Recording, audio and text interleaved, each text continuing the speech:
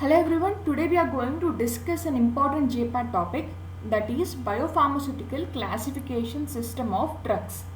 In simpler words, it is called as BCS. So what is biopharmaceutical classification system of drugs? Based on the intestinal permeability and the solubility of drugs, Amidon and et al. Have developed this biopharmaceutical classification system. And according to this system, all the drugs are broadly categorized into 4 classes: class 1, class 2, class 3 and class 4. Now this is the overall picture of BCS classification system. As we have discussed, Amidon and et al. Have classified the drugs into 4 classes: class 1, class 2, class 3 and class 4.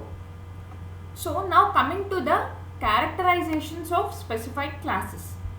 So the drugs which have high solubility and high permeability, they come under class 1.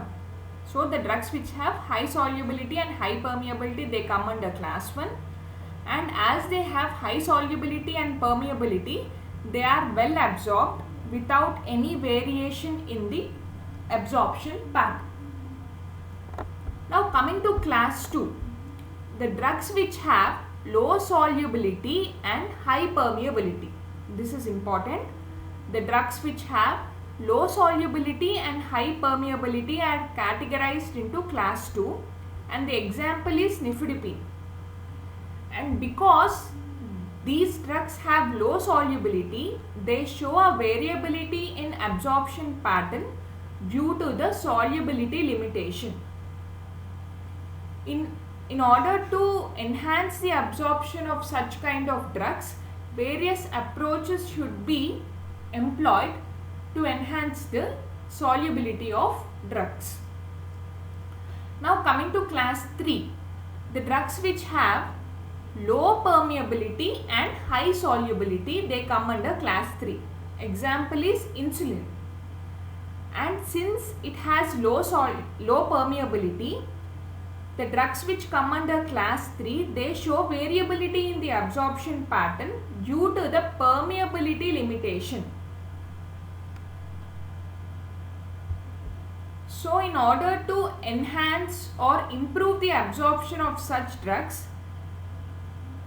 methods should be employed to enhance the permeability of drugs which come under class 3. The classical example of class 3 drugs is insulin.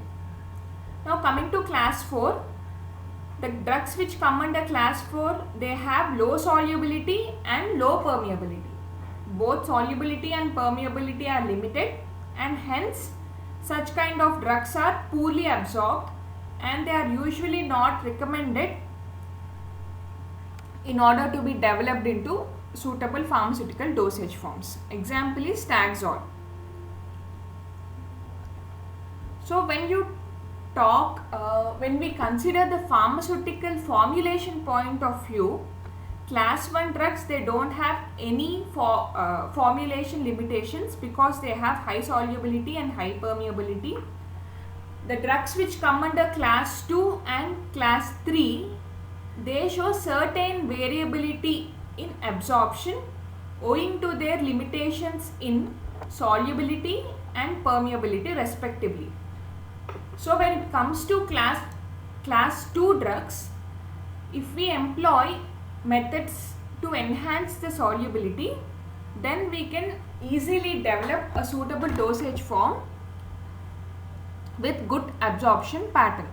When it comes to class 3, if we employ certain methods which enhance the permeability, then also we can develop a suitable dosage form with good absorption pattern. So this is the overall classification system, overall BCS classification system of drugs. This is very important, and majority of the drugs which are in pipeline, they come under either class 2 or class 4. Thank you.